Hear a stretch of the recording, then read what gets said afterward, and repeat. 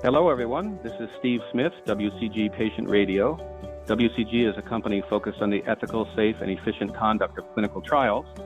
We are speaking today with Dr. Edith Peterson Mitchell, MD, Mastership of American College of Physicians, and Fellow of the College of Philadelphia Physicians.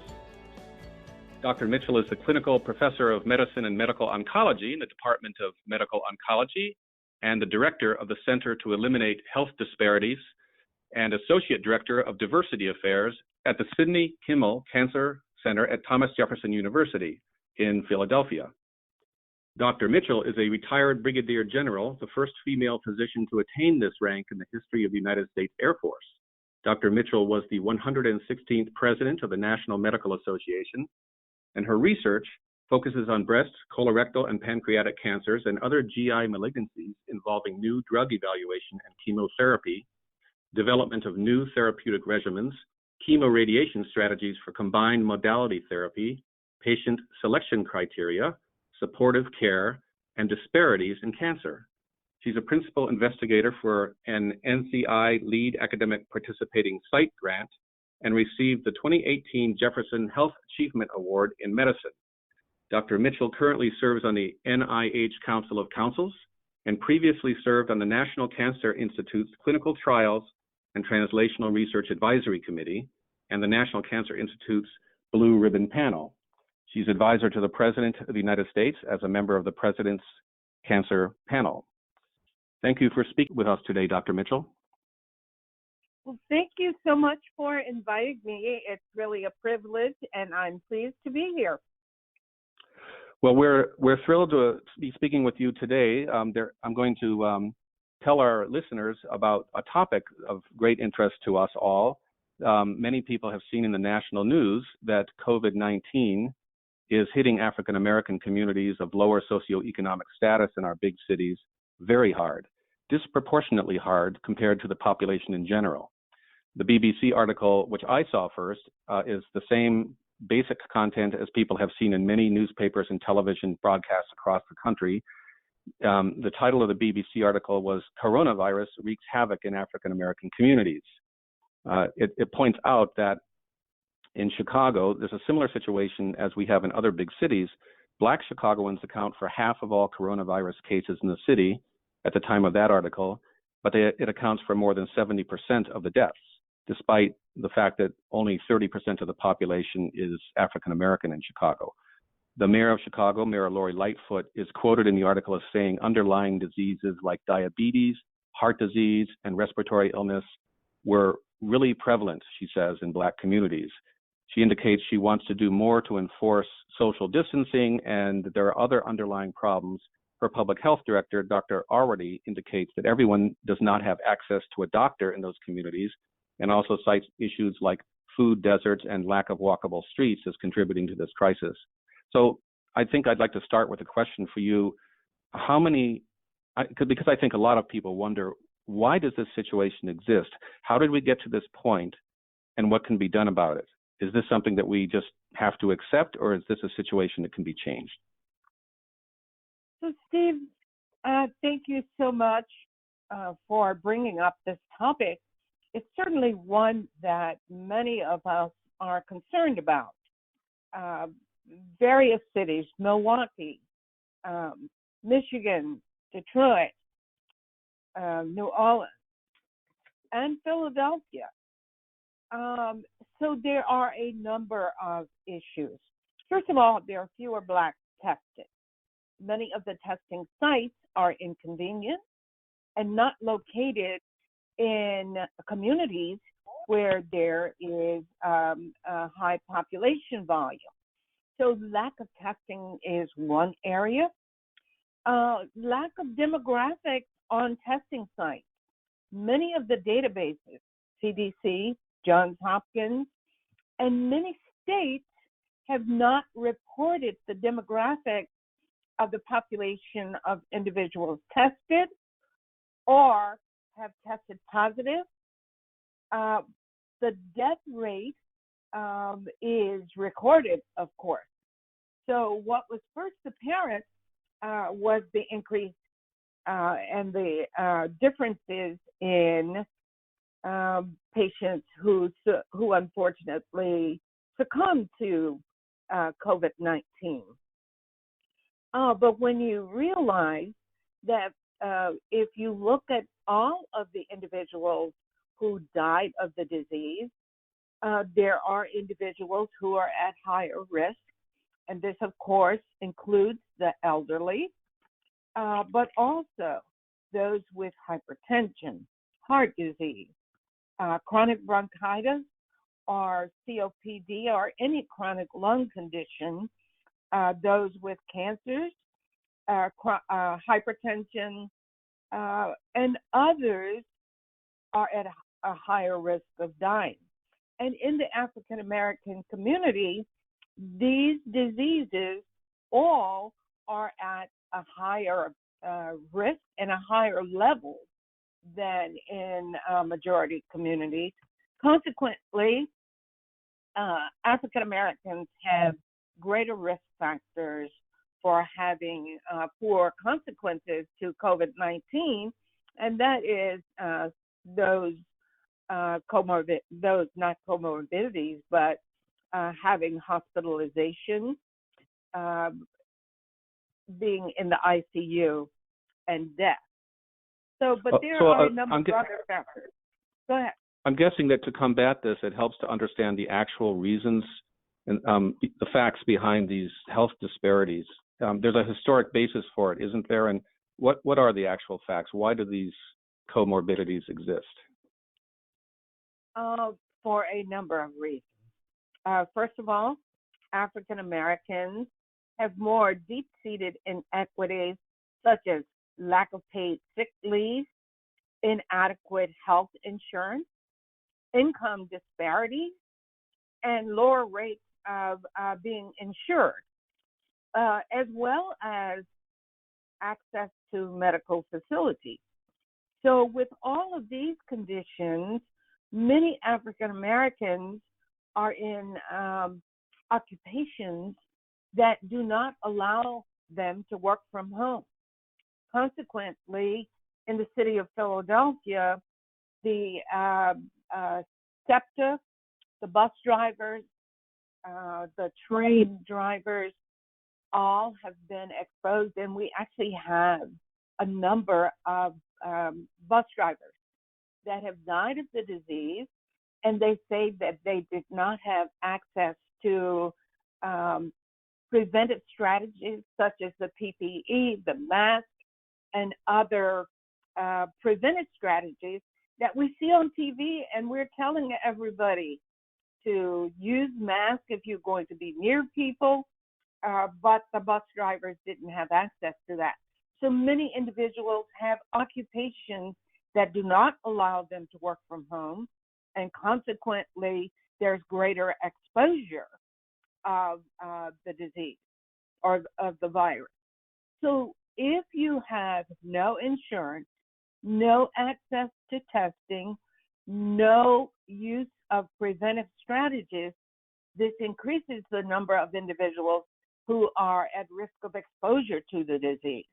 Then you have the food deserts, where there are no stores or institutions where people can get good, healthy food.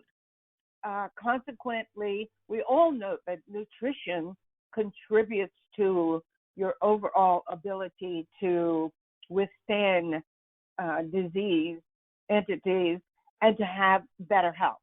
So there are many, many reasons for this. Consequently, we need to address health care for individuals who don't have insurance. We need to look at income disparities and make sure that we're preventing access to care for all individuals. And I think these are many of the contributing factors to the increase in death rates from COVID-19. There is also individuals who cannot work from home. They're being exposed. So in addition to the bus drivers, we have the cleaning personnel and others exposed but not given the proper preventive strategies. Also, we've got to look at the healthcare system. There are numerous studies that show that if a Black patient and a white patient come into the institution with same and similar symptoms, that the Black patient gets inadequate care, worse care, less intensive evaluation of their symptoms when they arrive at an institution. So consequently, does that have to do primarily with the level of insurance or lack of insurance, or is there other reasons? So if individuals come to an emergency room, there are laws that govern whether they can be seen or not, but there can be bias and long-standing biases that may allow for disparities in the care provided for a given entity. There are also issues that occur in communities and in many socioeconomic situations where individuals are grouped and are low income. There is a higher density of people in a given area, and consequently, with lots of people in a small area, that has contributed to the promotion and increase in volume of individuals with COVID-19. I see. There are also cultural differences that have been rampant in many communities and many low-income communities. And in fact, in New Orleans, Chicago, and Philadelphia, I have to say, there is information in communities that Blacks could not get the coronavirus and therefore less protection, but there was also less access to masks to individuals or staying away from individuals in the 6 feet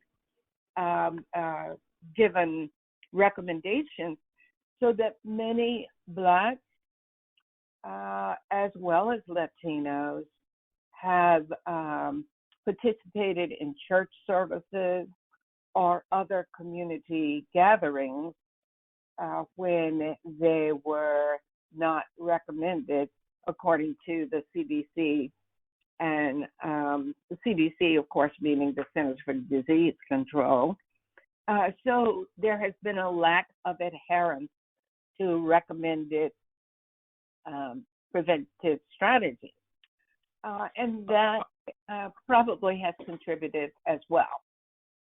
I know that some of the patient advocates from the African American community who do a good job working in those underserved communities to spread the word as we speak are working to dispel myths to make sure people get the actual facts and can respond accordingly. And I wonder if you also can talk about inclusion in clinical trials. I know you do a lot of research at your institute at the Sidney Kimmel Cancer Center in Philadelphia, and questions have been asked to me by advocates from the African American community whether its inclusion of African Americans is important in clinical trials for COVID-19, and whether it's likely they would be excluded because of all the comorbidities.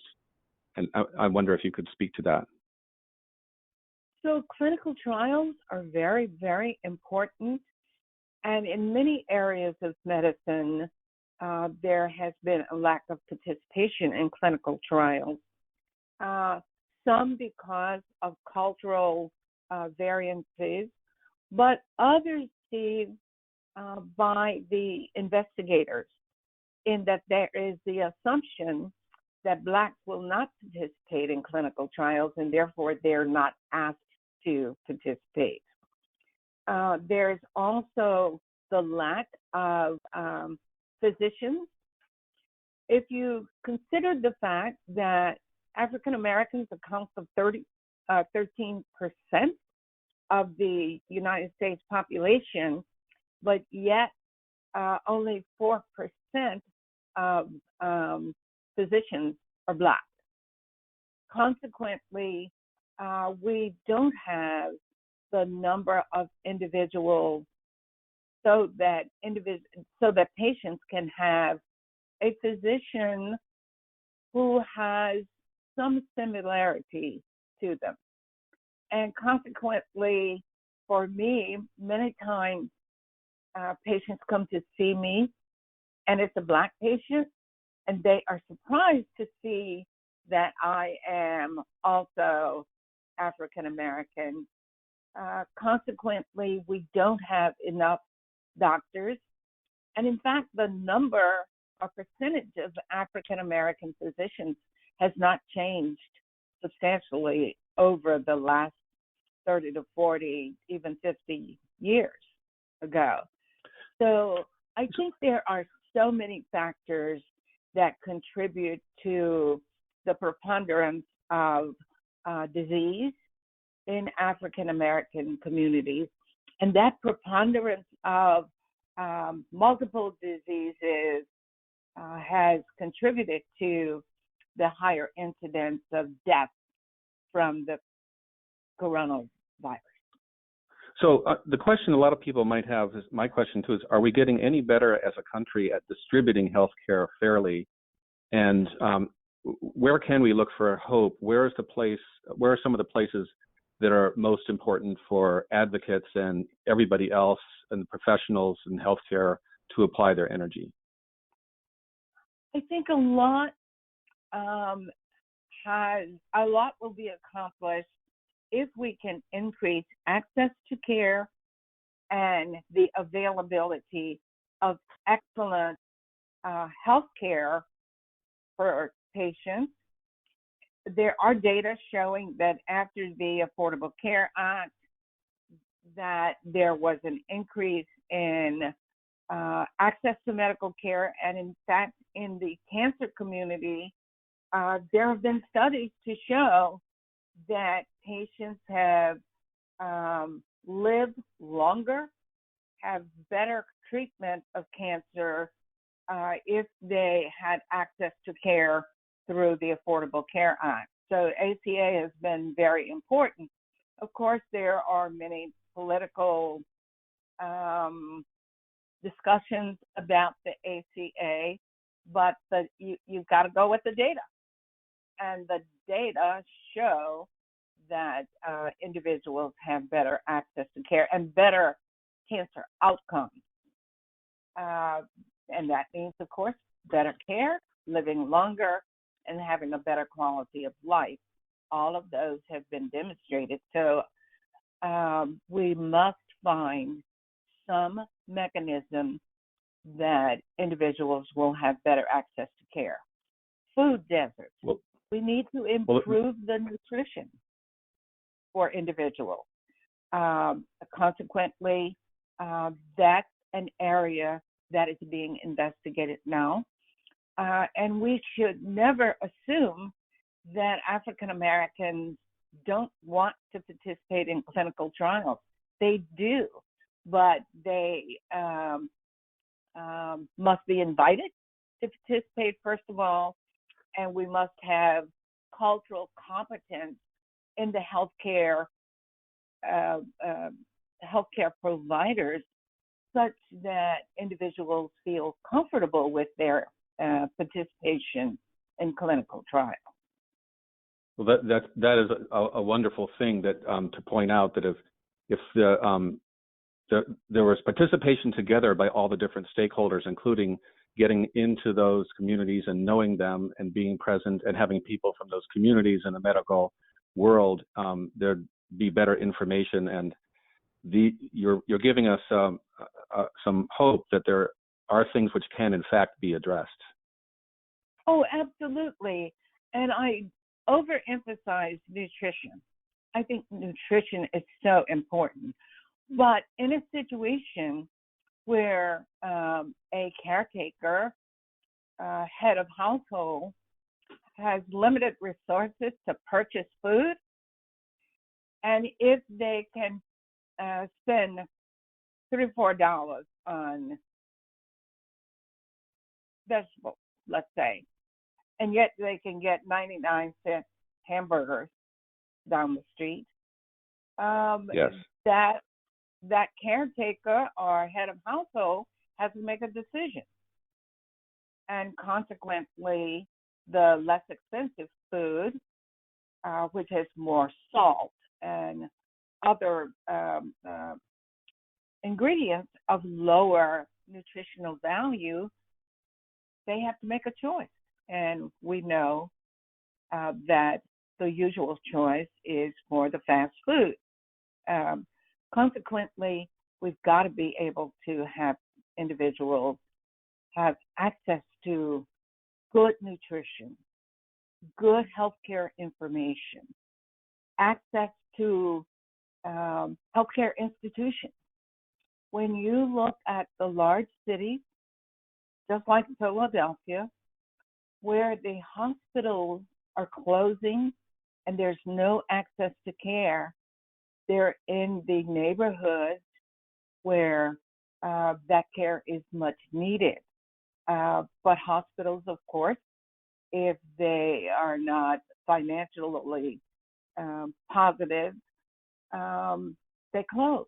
And consequently, many individuals have no access to care in communities where there's a large lower income population. And this is not only true for African Americans, it is observed in other minority communities as well, the Latino community. Yes, we've heard from some advocates who are deeply involved in those communities and are saying some very similar things. Yes. Indeed.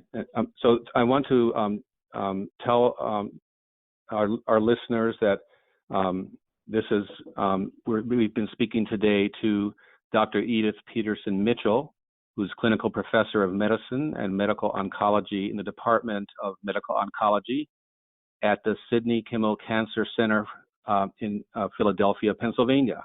And Dr. Mitchell, it is a pleasure to speak with somebody who knows so much and has done so much for this very large problem we have in our society, and it can point us towards answers so the hard work that goes on every day can be so focused.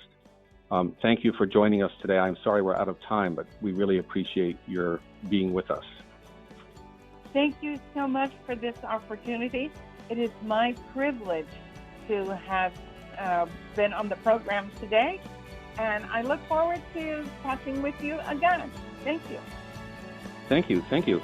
This has been WCG Patient Radio. Thank you for listening, everybody, and thanks to our executive producer, Lauren Osmore, and our technical director, David Fogle. Goodbye, everybody.